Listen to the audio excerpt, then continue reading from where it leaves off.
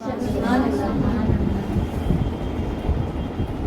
تعالیٰ ارشاد فرماتا ہے وَاصْبِرْ نَفْسَكَ مَعَ الَّذِينَ يَدْعُونَ رَبَّهُمْ بِالْغَدَاةِ وَالْعَشِيِّ يُرِيدُونَ وَجْهَهُ وَلَا تَعْدُ عَيْنَاكَ عَنْهُمْ۔ ترجمہ یہ سنیے گا کہ اے میرے بندے، یہاں خاص طور پہ آقا کو کہا گیا اور عمومی طور پہ تمام لوگوں کو کہا گیا، تمام امتیوں کو کہا گیا۔ اللہ تعالیٰ کہہ رہا ہے اے میرے بندے، تو اپنے آپ کو ان لوگوں کی سنگت میں جمائے رکھ کہ جو صبح و شام اپنے رب کو یاد کرتے ہیں، اس کی رضا کے طلبگار رہتے ہیں اور اس کے دیدار کے خواہش مند رہتے ہیں۔ تیری محبت اور توجہ کی نگاہ ان سے نہ ہٹے۔ کیا تو ان فقیروں اور سے دھیان ہٹا کر دنیاوی زندگی کی آرائش چاہتا ہے، اور تو اس شخص کی اطاعت بھی نہ کر جس کے دل کو ہم نے اپنے ذکر سے غافل کر دیا ہے، اور وہ اپنے ہوائے نفس کی پیروی کرتے ہیں۔ اس کا حال حد سے گزر گیا ہے۔ اللہ تعالیٰ کہہ رہا ہے اس آیت کا شان نزول وَاصْبِرْ نَفْسَكَ، اپنے آپ کو ان لوگوں کی مجلس میں جمائے رکھنا جو لوگ دن رات اللہ کی تسبیح کرتے ہیں، اور ان لوگوں کی صحبت سے اپنے آپ کو کبھی دور مت کریں۔ بڑی خوبصورت آیت ہے۔ اس کا شان نزول اس کا یہ تھا، یعنی اترنے کی وجہ، اس آیت کے اترنے کی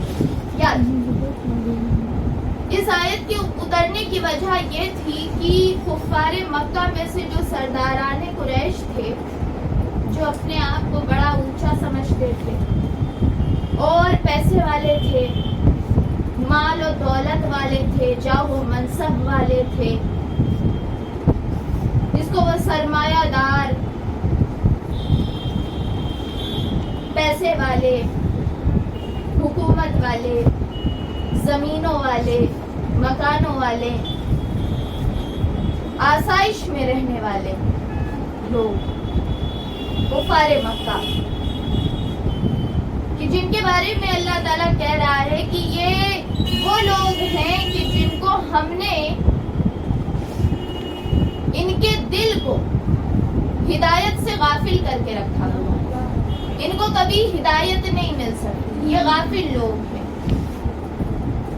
یہ لوگ جو ہے اس میں سے سب سے بڑا تھا امیہ بن خلف۔ یہ لوگ آقا سے بات کرنے آتے تھے، اکثر کبھی کبھی آتے تھے کچھ نہ کچھ پریشان کرنے کے لیے، بات کرنے آیا کرتے تھے، اور اپنے سوالات وغیرہ اور بیکار کی باتیں جو ان کی رہتی تھیں اپنی کرنے آتے تھے، اور بار بار جو ہے پریشان کرتے تھے۔ تو آقا صلی اللہ تعالیٰ علیہ وآلہ وسلم دیکھے رحمت للعالمین، کسی کو روکا نہیں کرتے تھے، سب کو آنے دیتے تھے، جانتے تھے کہ یہ انسان پریشان کرنے آ رہا ہے، ابھی پریشان کرے گا، الٹی سیدھی باتیں کرے گا، لیکن رحمت للعالمین کا یہ طریقہ ہی نہیں تھا کہ دروازہ بند کیا جائے، بلکہ سب کو آنے دیا جائے۔ اب یہ آتے تھے، صحابہ کرام بیٹھے رہتے تھے، یہ آ کے سوالات کرتے، آقا جواب دیتے، اللہ تعالیٰ کا جو حکم ہوتا آقا وہ ارشاد فرمایا کرتے تھے۔ یہ لوگ جب آتے تو ان لوگوں نے ایک دن آئے اور کہا کہ آپ سے ایک گزارش ہے۔ آقا صلی اللہ تعالیٰ علیہ وسلم نے کہا بتاؤ کیا بات ہے؟ آقا سے ان لوگوں نے کہا آپ کے جو ساتھ میں یہ سب لوگ رہتے ہیں نا صحابی، جو آپ غریب فقیر لوگ، ان کے کپڑے سے بدبو آتی ہے، گندے بنے رہتے ہیں، ہمارے لیول والے لوگ نہیں ہیں، اور ہم جب آتے ہیں نا اور یہ لوگ رہتے ہیں تو ہمیں اچھا نہیں لگتا، ہمارا اسٹیٹس گوارا نہیں کرتا کہ ہم ان کے ساتھ بیٹھیں۔ غریب لوگ ہیں، فقیر لوگ ہیں، غلام ہیں آپ کے ساتھ زیادہ تر، ان کے کپڑے کیسے کیسے ہوتے ہیں، کیسی بھگل ہوتی ہے بنی ہوئی، اور کیسے آپ ان لوگوں کی بدبو برداشت کرتے ہیں۔ اب ان میں سے کون کون تھا؟ حضرت ابو ذر غفاری تھے، حضرت بلال تھے، غلام غریب لوگ، آقا کے صحابی غریب لوگ۔ تو انہوں نے کہا ایسا کریں، یہ وجہ بھی ہے کہ ہم ایمان نہیں لا رہے کہ آپ کے ساتھ جو لوگ رہتے ہیں نا ان کے ساتھ بیٹھنا ہمارے اسٹیٹس کے خلاف ہے، ہماری سیلف ریسپیکٹ جو ہے وہ یہ گوارا نہیں کرتی کہ ہم ان کے ساتھ بیٹھیں۔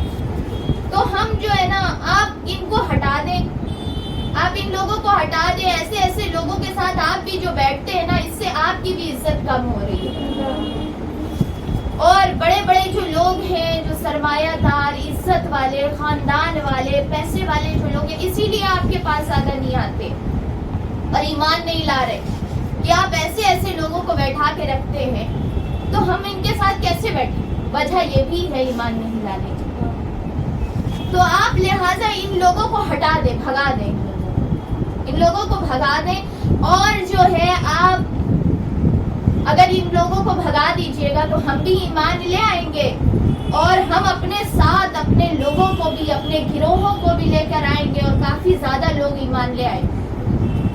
تو لہٰذا آپ ان کو ہٹا دیجئے تو ہم جو ہے ایمان لے آئیں گے۔ یہ بات جب ان لوگوں نے کہی تو اللہ تعالیٰ نے یہ آیت اتاری، اللہ تعالیٰ نے یہ آیت اتاری، اور اللہ تعالیٰ نے ارشاد فرمایا وَاصْبِرْ نَفْسَكَ، اپنے آپ کو ان غریب فقیر مسکین لوگوں کی صحبت میں جمائے رکھنا جو دن رات صبح و شام اللہ کی تسبیح کرتے ہیں، اور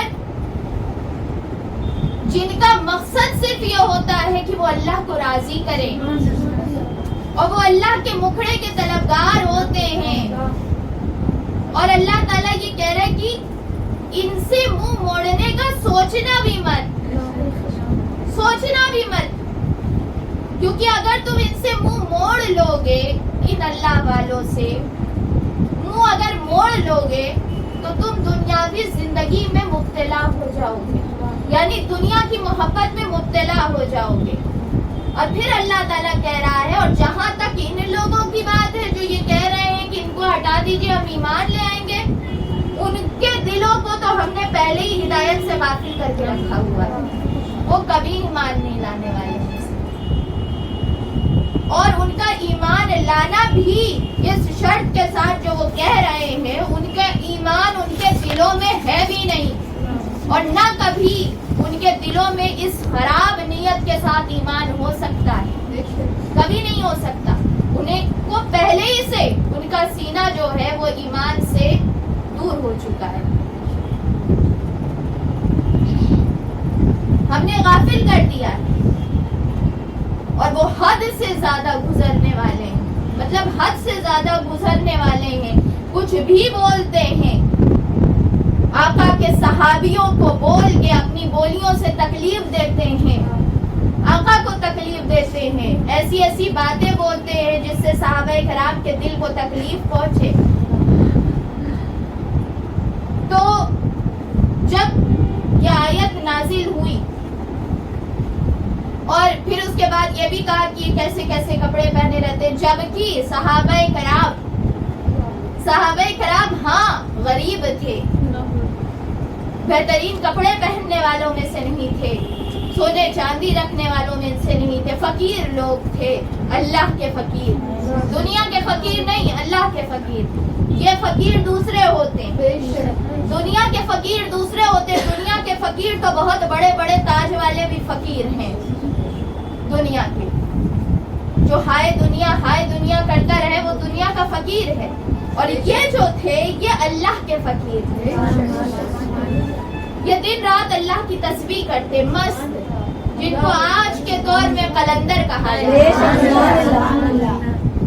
کہا جاتا ہے کہ وہ اپنی بغل نہیں دیکھتے, وہ اپنے آپ کو نہیں سنوارتے, لیکن وہ ہمیشہ اللہ کو یاد کرتے رہتے. ایسے فقراء میرے آقا کے صحابیوں میں سے تھے, اور وہی ابھی تک چلا آ رہا ہے. آج لوگ کہتے ہیں کہ کیا کئی وہابی جو ذہنیت والے لوگ ہیں ایسے لوگوں کی بغل پہ بھی مذاق اڑاتے ہیں کہ یہ ایسے اس طریقے سے یہ لوگ جو ہے جو قلندر کا ذکر کرتے ہیں, یا ایک بہت سارے قلندر گزرے ہیں پاکستان میں جن کی مزار ہے, حضرت لال شہباز قلندر رحمت اللہ تعالیٰ علیہ, اور بھی بہت سارے قلندر ہیں جیسے صابر کلیری رحمت اللہ علیہ قلندر. تو ان کے بارے میں یہی تو آیتیں ہیں کہ جن کے بارے میں اللہ بتاتے ہیں کہ ان کی صحبت میں اپنے آپ کو جما کے رکھنا. یہ دیکھنے میں تو بڑے عالی شان نہیں لگیں گے, لیکن یہ دن رات اللہ کی تسبیح کرتے ہیں, اور ان کے دل ہمیشہ اللہ کی محبت میں بھرے ہوئے رہتے ہیں, اور ان کا مقصد صرف یہ ہوتا ہے کہ وہ اللہ کو راضی کریں. یریدون وجہہ, بس اس کے چہرے کے طلبگار ہوتے ہیں, ان کو کسی دنیا کی چیز سے مطلب نہیں, وہ کچھ نہیں چاہتے, وہ صرف یہی چاہتے ہیں کہ اللہ کا دیدار ملے.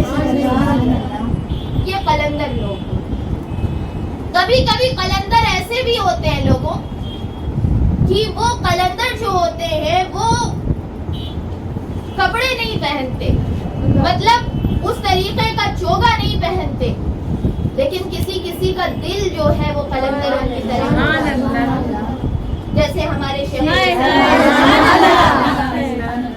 کی لباس میں تو عالمانہ لباس ہے, لیکن دل جو ہے وہ قلندروں والا, دل قلندروں والا. دل جو ہے وہ یہی کہتا ہے کہ بس جو کچھ بھی ہم کر رہے ہیں وہ اللہ کے دیدار میں, اور یہی ان کی ہمیشہ یہی بات, یہی سیکھ رہتی ہے, یہی بتاتے ہیں, یہی تعلیم رہتی ہے کہ جو کچھ بھی کرو نہ جنت کے لیے کرو نہ دوزخ کے لیے, جو کچھ بھی کرو صرف اللہ کے چہرے کے لیے. یہ قلندروں والی زبان ہے, یہ قلندروں والی زبان ہے. تو جب یہ آیت نازل ہوئی کہ وَاصْبِرْ نَفْسَكَ, ان کی صحبت میں جما کے رکھنا, یہ ہمیشہ کے لیے, ایسے لوگوں کو جہاں دیکھو ان کی صحبت میں جمے جاؤ, جما کے رکھنا. تو جب یہ آیت نازل ہوئی, آقا صلی اللہ تعالیٰ علیہ وآلہ وسلم اٹھے اور گئے مسجد کے اندر. مسجد میں دیکھا ایک کنارے آقا کے یہ فقیر صحابہ کرام بیٹھ کے اللہ کا ذکر کر رہے ہیں. تو آقا نے کہا اللہ تیرا شکر ہے جس نے مجھے ان لوگوں کے ساتھ شامل کیا ہے, اور اللہ تعالیٰ مجھے زندگی میں بھی ان کے ساتھ رکھا, اور تمہارے ساتھ, بلکہ آقا نے یہ کہا کہ تمہارے ساتھ ہی میری زندگی ہے. آقا نے ان سے کہا تمہارے ساتھ ہی میری زندگی اور تمہارے ساتھ ہی میری موت, یعنی مرنا جینا تمہارے ساتھ, اور کسی بڑے پیسے والے سرمایہ دار اور حکمرانوں کے ساتھ میرا کوئی لینا دینا نہیں, ہم تمہارے ساتھ رہنے کے لیے. تو دیکھیں جو لوگ غریب ہیں, جو لوگ پیسے سے کم ہیں, وہ اللہ سے ناشکری نہ کیا کریں. آقا آپ کے ساتھ رہنے آئے. آقا بڑوں کے ساتھ رہنے نہیں آئے, پیسے والے جو بڑے ہوتے ہیں ان کے ساتھ رہنے نہیں آئے. آقا نے کہا ہے کہ میرا جینا مرنا ان فقیروں کے ساتھ, ان فقیروں کے ساتھ. تو اس پہ شکر نہیں ادا کرنا چاہیے کہ ہاں ہمیں پیسہ نہیں ملا لیکن آقا کا ساتھ تو ملا ہے, آقا ہمارے ساتھ. اس چیز پہ اللہ کا شکر ادا کیا. اور اللہ نے خود حکم دیا. سوچے اللہ نے اس چیز کو کتنی اہمیت دی کہ اللہ نے قرآن کی آیت اتاری. یہ غریب لوگ عام نہیں ہیں, یہ فقیر, یہ جن کے کپڑے میلے رہتے ہیں, یہ جو صحیح سے نہیں پہن پاتے, جو کبھی بھوکے رہتے ہیں, کبھی فاقے میں رہتے ہیں, ان لوگوں سے دور نہ ہونا.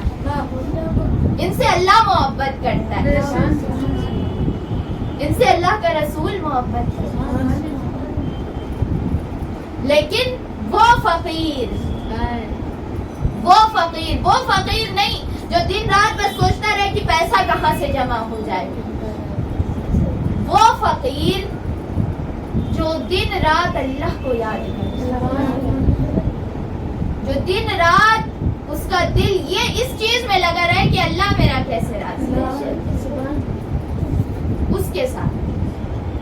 اور جو لوگ ایسے لوگوں سے دور رہتے ہیں اور ایسے لوگوں کا مذاق اڑاتے ہیں, اللہ تعالیٰ نے کہا ہم نے ان کے دلوں پر مہر لگا دی, یعنی تالا لگا دیا. یہ لوگ کبھی ایمان کی طرف نہیں آ سکتے.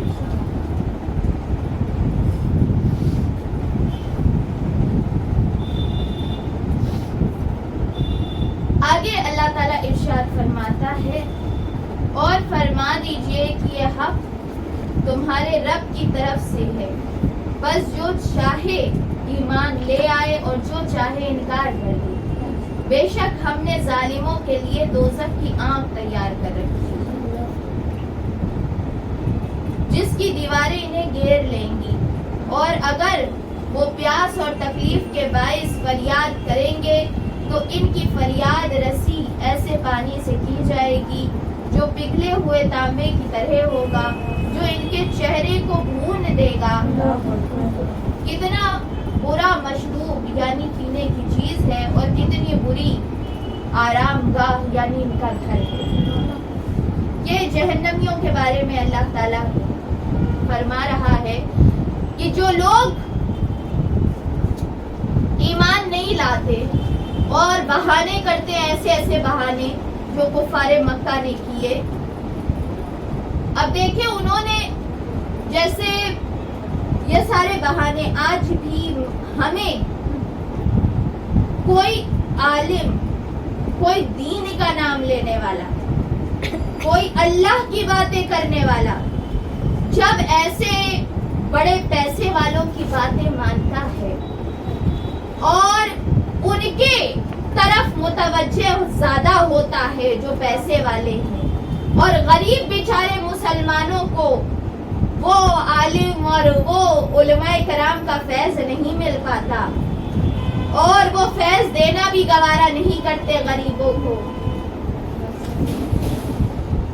ان کی توجہ پیسے کی طرف ہوتی ہے, پیسے والوں کی طرف ہوتی ہے, امیر لوگوں کی طرف ہوتی ہے, اور ان کی ہر صحیح غلط بات کو وہ درست کہتے ہیں, ان کی الٹی سیدھی باتوں پر ہاں کرتے ہیں, یہ سوچے بغیر کہ اس سے میرا اللہ ناراض ہو جائے گا.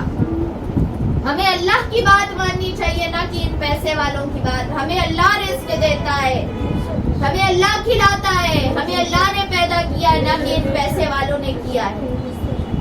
کیسے وہ عالم ہیں, کیسے وہ دین والے ہیں کہ جن کو اللہ کے کلام اور اللہ کے فرمان کی بھی پرواہ نہیں ہے, جو ان چیزوں کو جانتے ہی نہیں, ان چیزوں پہ عمل ہی نہیں کرتے, اور اپنے آپ کو عالم کہتے ہیں, اپنے آپ کو دیندار کہتے ہیں, اپنے آپ کو شیخ اور پیر کہتے ہیں. ایسے لوگ دین سے دور ہو چکے ہیں. یہ دین سے دوری کی علامت ہے کہ آپ پیسے والوں سے محبت کریں صرف دنیا کے لیے, اور اللہ والوں کو چھوڑ دیں، یہ دیکھ کے پیسہ ناپیں۔ وہ دین والا جو پیسہ دیکھے وہ دین والا نہیں، بلکہ وہ گمراہ کرنے والا ہوتا ہے۔ اب دیکھیں ان لوگوں نے یہ کہا کہ آپ ان کو ہٹا دیں، ہم بہت زیادہ تعداد میں ایمان لے آئیں گے۔ اللہ نے کہا کوئی ضرورت نہیں، مت لاؤ ایمان۔ آقا نے دھتکار دیا کہ تمہارے ایسے ایمان کی ضرورت نہیں، تم اپنا پیسہ، اپنی دولت، اپنی زمین، اپنی حکومت، اپنا جاؤ منصب لے کے جاؤ یہاں سے، تمہاری ضرورت نہیں ہے۔ ہمیں ان فقیروں کی جو دل سے محبت کے ساتھ، ایک صحیح اخلاص کے ساتھ، صحیح نیت کے ساتھ اللہ سے محبت کرتے ہیں، تاکہ اپنی ذات کو آگے رکھتے ہیں کہ ہم کچھ ہیں، ہم کچھ نہیں ہیں، جو کچھ ہے میرا پروردگار۔ تو یہاں وہی اللہ کہہ رہا ہے کہ جو لوگ اس طریقے سے، اللہ تعالیٰ کہہ رہا ہے کہ ہم نے تمہاری طرف صاف صاف بات رکھ دی ہے، صاف صاف بات رکھ دی ہے، چاہو تو مانو، چاہو تو انکار کر دو۔ اللہ کو ضرورت نہیں ہے تمہاری، اور اللہ کو یہ ضرورت نہیں ہے کہ پیسے والے مجھے مانے نہ مانے، کوئی ضرورت نہیں۔ اللہ کہتا ہے کہ تم جو نہیں مانو گے میں نے اس کے لیے دوزخ تیار کر رکھی ہے، تیار کر رکھی ہے، وہ ٹھکانہ میں نے بنایا ہے اور اس کو خالی نہیں رکھنا ہے۔ دوزخ بھی بھری جائے گی، دوزخ بھی پوری بھری جائے گی، وہ خالی نہیں رہے گی، اور خالی رکھنے کے لیے دوزخ بنائی بھی نہیں گئی ہے۔ دوزخ ہے نا، بنائی تو گئی ہے، بس اللہ یہی چاہتا ہے کہ تم نہ جاؤ اس میں، لیکن تم چاہتے ہو کہ ہم جائیں اس میں، تو جاؤ، تمہاری مرضی۔ اللہ تعالیٰ نے کہہ دیا، میں نے صاف راستہ دکھا دیا، تم چاہو مانو، چاہو انکار کر دو، دوزخ تو ہے، ماننے والوں کے لیے جنت ہے، نہیں ماننے والوں کے لیے دوزخ ہے، تیار کر رکھی ہے، جس کی دیواریں انہیں گھیر لیں گی، یعنی جو دیوار ہے دوزخ کی، اس میں سے کوئی باہر نہیں نکل سکتا، اور پھر وہ تکلیف کے باعث فریاد کریں گے، یعنی جب ان کو تکلیف ہوگی دوزخ کے اندر وہ آوازیں لگائیں گے، پیاس کی شدت ہوگی آواز لگائیں گے، لیکن ان کو کھولتا ہوا پانی دیا جائے گا جس سے ان کا منہ اور پورا جسم حلق سے لے کے سب کچھ جل جائے گا۔ تو یہ بہت ہی خراب مشروب بھی ہے، یعنی پینے کی چیز بھی جو ان کو دی گئی وہ بھی خراب ہے، اور جہاں وہ رہتے ہیں وہ بھی خراب ہے۔ پھر اللہ تعالیٰ کہتا ہے بے شک جو لوگ ایمان لے آئے اور نیک عمل کرتے رہے، ہم اس شخص کا اجر ضائع نہیں کریں گے جو نیک عمل کرنے والے، جو نیک عمل کرنے والے ان کا اجر ضائع نہیں ہوتا، جو اللہ کے لیے عمل کرتے، جو عمل اللہ کے لیے کرتے۔ کبھی کوئی عمل دنیا کے لیے کرنا نہیں چاہیے، دنیا کے خوف سے، دنیا کے ڈر سے، دنیا کو دکھانے کے لیے، دنیا کے سامنے بتانے کے لیے کوئی عمل نہیں کرنا۔ عمل صرف اور صرف اللہ کے لیے کرنا، کیونکہ آپ رب خدا کو مانتے ہیں نا، آپ کا رب اللہ ہے، دنیا نہیں ہے، نہ دنیا والے ہیں، اور جو نیکی آپ کرتے ہیں اس کا ثواب آپ کو اللہ ہی سے چاہیے نا، نہ کہ دنیا والوں سے چاہیے۔ دنیا والے دے بھی نہیں سکتے، ان کے پاس کچھ ہے بھی نہیں جو آپ کو دے دے، لیکن پھر بھی تم کیوں دنیا کے لیے عمل کرتے؟ کچھ نیک عمل بھی انسان کرتا ہے نا، وہ بھی دکھلاوے میں ضائع کر دیتا ہے۔ ایک تو اتنی مشکل سے نیکی ہوتی ہے، پھر وہ نیکی بھی صحیح نیت سے نہیں ہوتی ہے، پتہ نہیں کس کو دکھانے کے لیے، کہاں اپنا روب جمانے کے لیے، دکھلاوے کے لیے، یا تو اپنے کسی عارضی کام کے لیے، صرف دنیا کے لیے۔ تو پھر اس کو اللہ کی خاطر مانا نہیں جاتا. عبادت وہ ہوتی ہے جو خالص اللہ کے لیے، صرف اللہ کے لیے، وہ اس کو عبادت کہا جاتا ہے. باقی اسی لیے انما الاعمال بالنیات، عمل کا دار و مدار نیت. نیت اگر صحیح نہیں تو بہت عبادت بھی کسی کام نہیں آنے والی.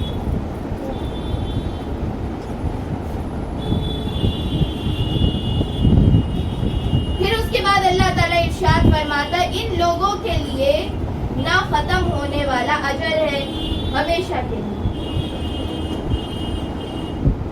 جس میں جنت کے بارے میں کہا گیا ہے، جس میں نہریں ہیں، اور جو ہے ان کو سونے کے کنگن کے بارے میں ذکر کیا گیا ہے ان لوگوں کے لیے، اور ریشم لباس کے بارے میں بھی کہا گیا. مردوں کے لیے ریشمی لباس اور سونا دنیا میں حرام، اور جو دنیا میں نہیں پہنے گا ریشمی لباس اور سونا، اسی کو جنت میں پہنا. اور جو پہنتا ہوگا، ہمیں یہاں پہ کئی سارے لوگ جن کی شادیاں ہوتی ان کو خاص طور سونے کی انگوٹھیاں دی جاتی ہیں، سونے کی چین دی جاتی ہے، پہنایا جاتا ہے. مطلب آپ شادی کرتے ہی اس انسان کو جہنمی بنا دیتے ہیں، اس انسان کو لعنتی بنا دیتے ہیں، اس انسان کو اللہ کے غضب کا مرکز بنا دیتے ہیں، اور یہ بھی نہیں سوچتے کہ اس سے آگے کی پوری زندگی برباد ہو جائے گی. کیا سوچ کے بس وہی پھر میں بات کر رہی ہوں، صرف اور صرف دنیا، صرف دنیا. سوچنا ہی نہیں ہے کہ اللہ کیا کہہ رہا ہے ہی نہیں. دنیا کا دکھلاوا ضروری ہے، چاہے اپنی بربادی ہو جائے، چاہے ہم اللہ سے دشمنی لے لیں، اللہ کو غضبناک کر دیں، اللہ کی ناراضگی مول لے لیں، لیکن دنیا کا دکھلاوا نہیں جانا چاہیے. تو اے انسان، یہ اسی کو کہتے ہیں نا اپنے پیر پہ خود سے ہتھوڑی مارنا، یہ وہی انسان ہے، بہت نادان، بہت بے وقوف اور بہت زیادہ دنیا میں مبتلا، دنیا کے لیے اپنا سب کچھ ضائع کر دینے والا انسان. وہ دنیا جو کسی کی نہ ہو پائی، وہ دنیا جو بڑے بڑے بادشاہوں کو نہ مل پائی، وہ دنیا جو بڑے پیسے والوں کو نہ مل پائی، اٹھا کے کسی کو دریا میں پھینک دیا گیا، کسی کو جلا دیا گیا، کسی کو عذاب میں مبتلا کر دیا گیا، بڑے پیسے والے تھے. تو جب ان کی نہ ہو پائی تمہاری کیا ہوگی؟ دنیا ایک ایسی چیز ہے جو نظر کا دھوکہ ہو، چند دن کے لیے رہتی ہے پھر چلی جاتی ہے، کسی کی نہیں ہو سکتی. بڑے بڑے بادشاہوں کے محلات دیکھ لو، آج کھنڈر ہو چکے ہیں، کسی کی ہوتی ہی نہیں ہے، کبھی نہیں ہوئی ہے. لیکن پتہ نہیں ناممکن سی چیز پہ کیا کوشش کرتے ہیں لوگ، اپنا وقت اور اپنے خدا کو ناراض کرنے کے علاوہ کچھ نہیں کرتے. پھر اللہ تعالیٰ کہتا ہے دیکھو ان کی آرام گاہ جو جنت والے ہیں کتنی اچھی ہے، کتنی اچھی ہے اور کتنی خوبصورت ہے.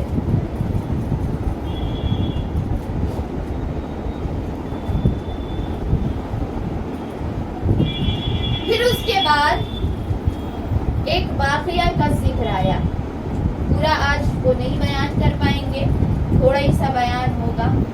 اللہ تعالیٰ کہتا ہے وَضَرَبَ لَهُمْ مَثَلًا رَجُلَيْنِ جَعَلْنَا لِأَحَدِهِمَا جَنَّتَيْنِ، اور آپ ان سے ان دو اشخاص یعنی دو لوگوں کی مثال بیان کریں، جن میں سے ایک کے لیے ہم نے انگور کے دو باغات بنائے اور ہم نے ان دونوں کو تمام اطراف سے کھجور کے درختوں کے ساتھ ڈھانپ دیا اور ہم نے ان کے درمیان سرسبز اور شاداب کھیتی اگا دی. یہ دونوں باغ کثرت سے پھل لاتے تھے اور ان کی پیداوار میں کوئی کمی نہ رہی، اور ہم نے ان دونوں میں سے ہر ایک کے درمیان ایک نہر جاری کر دی. اور اس شخص کے پاس اس کے سوا بھی بہت سے پھل یعنی وسائل تھے. تو اس نے اپنے ساتھی سے کہا اور وہ اس سے تبادلہ خیال کر رہا تھا.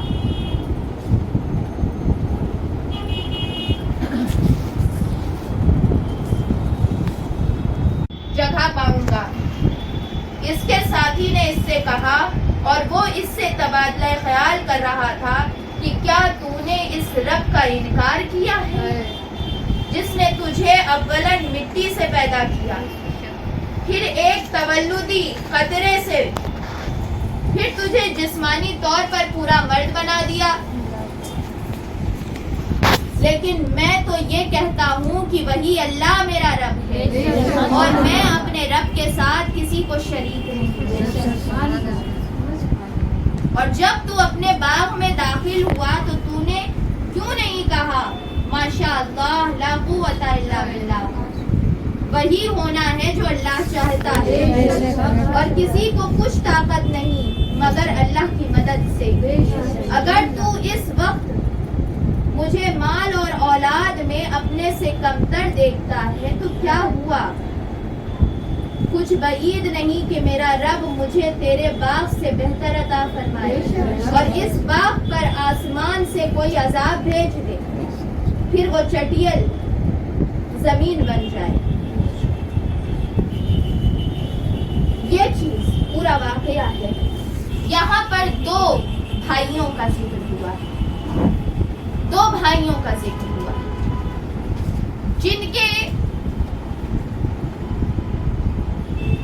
جن کے والد نے ان کے لیے پیسہ یعنی مال چھوڑا تھا.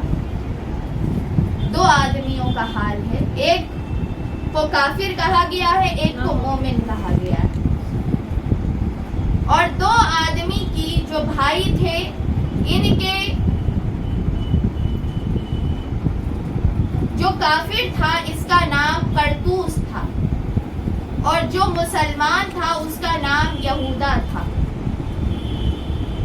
یہ آقا سے پہلے یعنی قرآن اترنے سے پہلے کی بات ہے. جو واقعات جو کوئی بھی قرآن میں بیان کیے گئے ہیں یہ پہلے بنی اسرائیل میں سے تھے.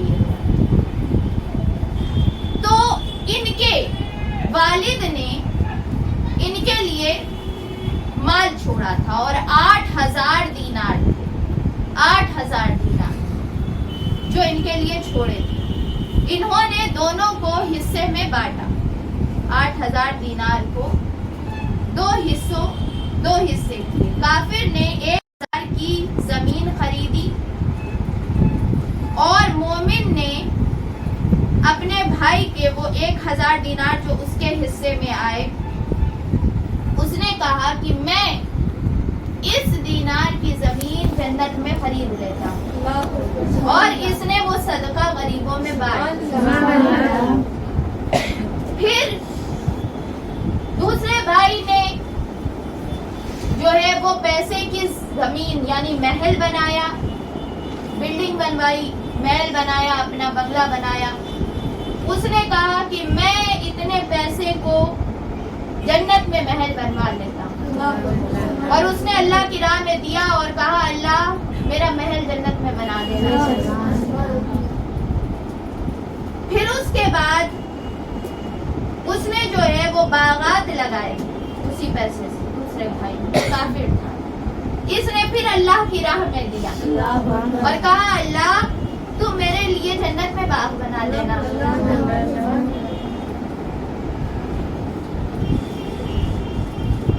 تو اسی طریقے سے وہ سارا پیسہ خرچہ کرتا چلا گیا اللہ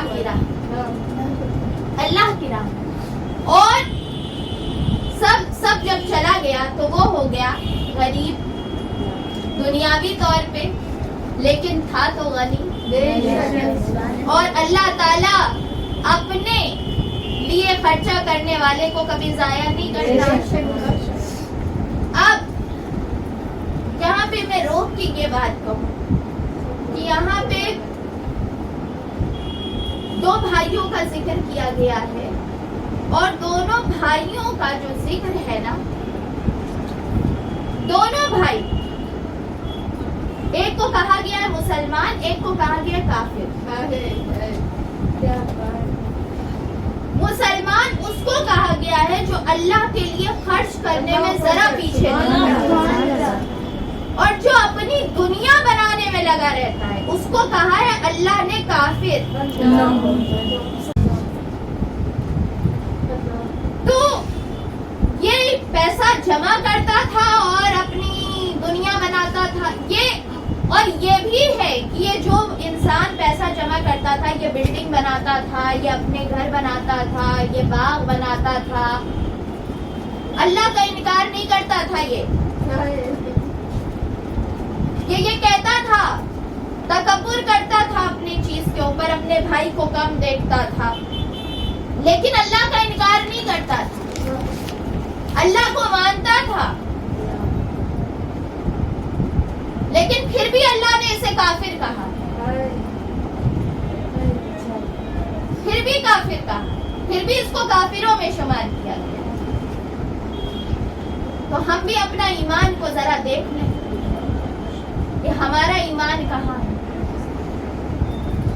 ہم کتنا اللہ کے لیے دیتے ہیں اور کتنا دنیا کی طرف رکھتے ہیں۔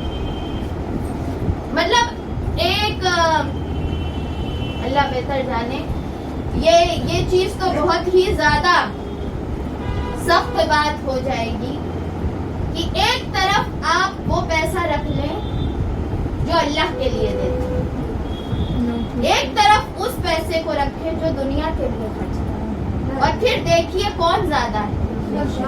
ہر کوئی ایسے دیکھ لے کہ دن رات جو دنیا کے لیے خرچہ کرتے ہیں وہ زیادہ ہے کہ جو اللہ کے لیے دیتے ہیں وہ زیادہ ہے۔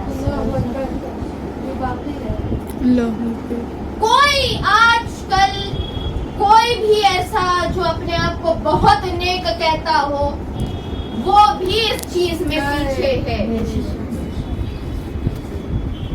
وہ بھی اس چیز میں پیچھے کہ وہ یہ دنیا بناتا تھا اور یہ اللہ کے لیے آخرت بناتا تھا۔ کتنا چل رہے ہیں اس راستے پہ، اس کا ایمان آخرت پہ کم ہوتا چلا گیا۔ اس دنیا نے آپ کو بھلا دیا کہ آپ کو حساب کتاب دینا ہے۔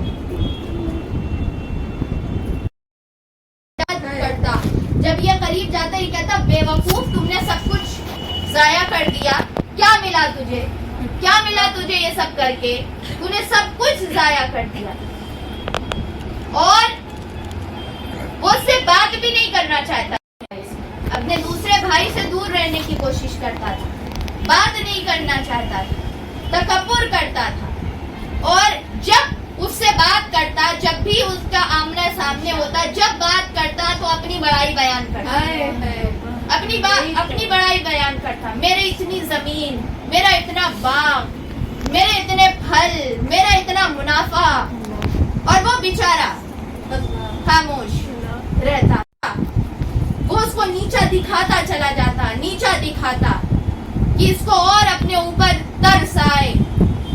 لیکن جو یہ دوسرا بھائی تھا، یہ ایمان کا مضبوط تھا، ایمان کا مضبوط تھا، اسے کوئی تکلیف نہ ہوتی، اسے کوئی تکلیف نہیں ہوتی، یہ جان بوجھ کے سناتا کہ یہ سامنے والے کو تکلیف ہو، اس کو یہ احساس ہو کہ اس کے پاس یہ نہیں ہے، میرے پاس یہ ہے۔ اور آج کل یہ بڑا لوگوں کے اندر یہ ٹرینڈ چل چکا ہے کہ جو ہے وہ کسی کے پاس نہیں ہو تو اس کو سناؤ کہ میرے پاس یہ ہے، میرے پاس یہ ہے، میرے پاس یہ ہے، تمہارے پاس کیا ہے۔ اللہ کو یہ چیز بالکل پسند نہیں۔ اور یہ دو لوگوں کی مثال بیان کی گئی ہے نا، یہ یہی سمجھانے کے لیے کی گئی کہ اللہ کو یہ چیز پسند نہیں کہ تم کسی سے بات کرو اور جان رہے ہو کہ اس انسان کے پاس وہ چیز نہیں ہے تو تم اپنی بڑائی بیان کرو، میرے پاس یہ ہے، میرے پاس یہ ہے، یہ ہے، اللہ ناراض ہو جاتا ہے۔ بے شک اللہ نے پورا واقعہ ذکر کیا کہ یہ ایسا انسان کافر تھا، وہ انسان جو اس طریقے سے بات کرتا تھا، جس کے لہجے میں یہ تکبر تھا، جو جب بھی سوچتا تھا اپنے آپ کو اپنی بڑائی سوچتا تھا، بہت بدتر انسان۔ اور پھر اللہ تعالیٰ نے اس کے ساتھ کیا کیا وہ آگے انشاءاللہ کل بیان کریں گے کہ اس کا کیا انجام ہوا، اور وہی انجام ہوتا ہے ہر تکبر کرنے والے۔ تو کیا ہوا وہ انشاءاللہ کل دیکھیں گے۔ تب تک کے لیے اللہ تعالیٰ ہم کو، آپ کو، ہم سب کو اپنے حفظ و امان میں رکھے اور ہمارے دل سے دنیا کی محبت نکالے، ہمیں اللہ کی محبت مل جائے۔ جو اللہ کے لیے خرچ کرنے والے ہیں اللہ تعالیٰ ان میں ہمارا نام نکالے۔ اللہ والوں نے یہ کہا ہے کہ تم چاہتے ہو، تم جتنا پیسے والے بننے کے لیے محنت کرتے ہو، تم چاہتے ہو کہ تم پیسے والے ہو جاؤ۔ اللہ والے کہتے ہیں کہ اللہ کے لیے خرچہ کرو، اللہ کے لیے اپنا مال خرچ کرو، اللہ تعالیٰ تمہیں مالدار اور غنی بنا دے گا۔